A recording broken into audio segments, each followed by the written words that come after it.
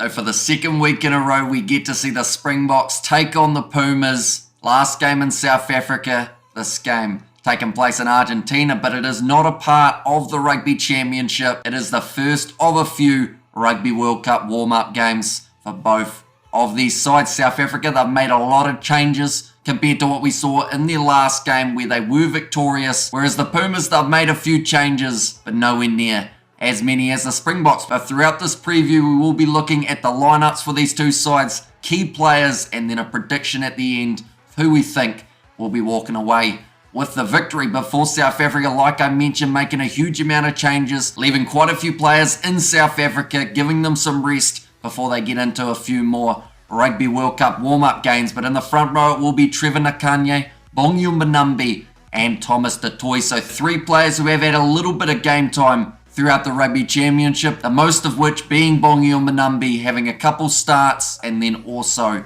coming off the bench. It's a big change not having Malcolm Marx there, but I believe that from what Malcolm Marx has been able to do throughout the Rugby Championship, they feel his job's done and that he deserves a little bit of a break. In the lock and duo, it will be Jean Klein at number 4. He did start the first match up against the Wallabies, and then at number 5, same with this man, it is Marvin Orie. In the loose forward trio, Dion Fourie at number 6. Number 7, they've gone with Franco Mostert. And then number 8, a man who was rested for last week's game, it is Jasper Visa. The backline, Cobus Reinach, the starting number 9. We did see Grant Williams unfortunately get an injury last week due to an incident with an Argentine player, which is actually the reason that that same Argentine player, Juan Cruz Malia, is not playing.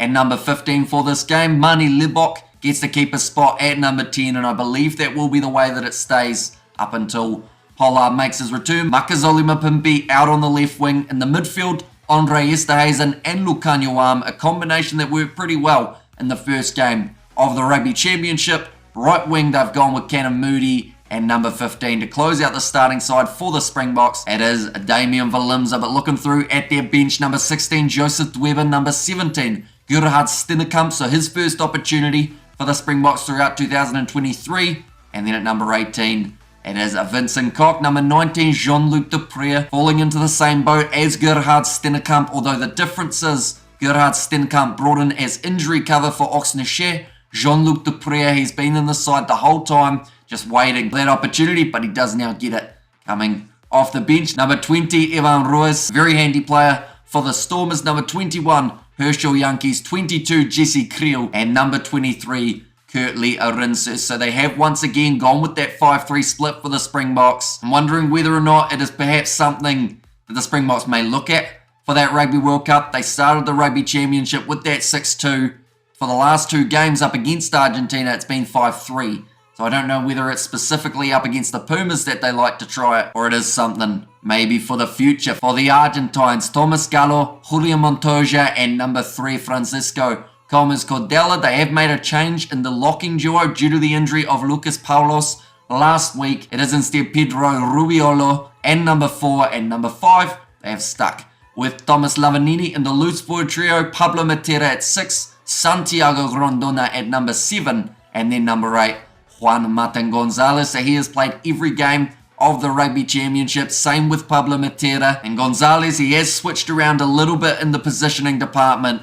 Finds himself anchored at 8 for this game. Number 9, they have gone back to Gonzalo Berrano, who did come off the bench in the last game up against the Box. Number 10, Santiago Carreras. Then on the wings and at fullback is where we see a little bit of a change for Los Pumas. It is going to be Santiago Cordero out on the left wing. In the centres, Santiago Chocabarez keeps his spot alongside Lucio Cinti. Out on the other wing, the return of Emiliano Boffelli. And then at number 15, Martin Bugaro, like I mentioned, comes in for Juan Cruz Malia. Looking off their bench, Augustin Crevi returns after not playing in the last game. Joel Scalevi and Eduardo Bello make up the rest of the front row. Guido Petty, Fukando Iza, Lautaro Bazan Velez. He did start the last game. Thomas Albanoz and also Matthias Maroni. So it was announced a little bit later, the Pumas starting lineup compared to the Springboks. But now that both teams are out there, we can now talk about key players. Now, Jean Klein in the first game up against Australia, I felt he had a very strong performance. I would like to think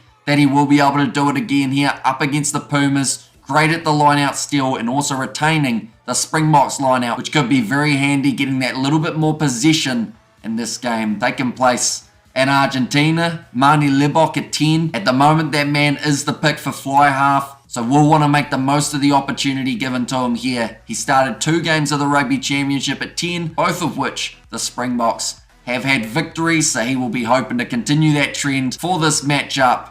And it's a little bit of a new look backline for him compared to what he has seen in a couple of the other games. Back to that combination of Lebok and Esterhazen for the 12 and 10, but then also at the back, having Damien Willemser out on the field. The good news though for Mani Lebok is he's seen that throughout the URC. Him and Damien Willemser both playing for the Stormers. And I believe that little bit of chemistry that they may have will be very useful.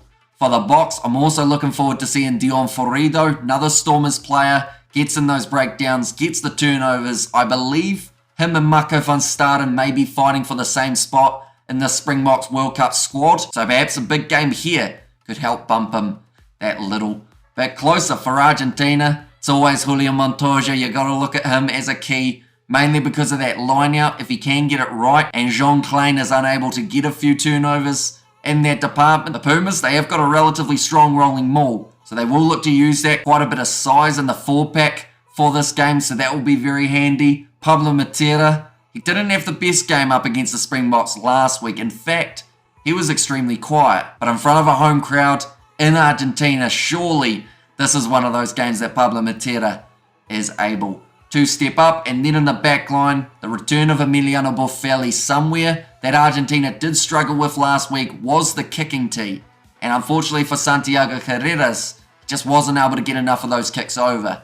And with the fact that the score ended so close, Emiliano Boffelli, 1 or 2 extra kicks in that game could have been a real difference maker. But speaking of that score, anyone who doesn't know, South Africa victorious last week in the last round of the Rugby Championship, 22 points to 21. So it was extremely close, went down to the wire. The Springboks, they had some good moments throughout that game. They were heavily penalised in the early stages, but it did seem to improve as the match did roll on. Both sides making a few too many errors though, I would say. So that is why this game is going to be about redemption. It's going to be about building momentum, and also it's about cementing your spot in that Rugby World Cup squad like I mentioned. But nonetheless, now we are up to that stage of the video where I try and give my prediction. Now the first game that Argentina played of the Rugby Championship on home soil was up against the All Blacks, and it didn't go to plan. Then saying that, Argentina, they hadn't been in action for quite some time before that Rugby Championship competition, whereas the All Blacks, they were playing each and every week as a part of the Super Rugby Pacific competition. The Springboks, they've had some very good moments throughout this Rugby Championship. That first game up against Australia, they were extremely strong. And the Boks, they finished second on the overall Rugby Championship table, compared to Argentina finishing third. So I feel like this game, there's the potential of it being relatively close, but I believe because there's so much on the line for a few of these Springbok players, they would have learned a few lessons from last week when they played the Pumas. They made a lot of changes, some of which for the better, I believe.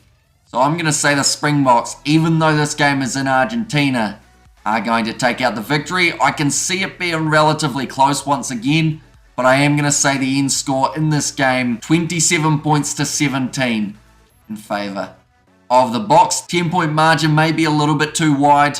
We will have to wait and see, of course, how these two sides go, but we will be doing the live commentary on the channel, so be sure to check that out. If you are new, sure to leave a like and subscribe to the channel. Let me know who you think will be winning this game in the comments down below, and I will see you all for the next one.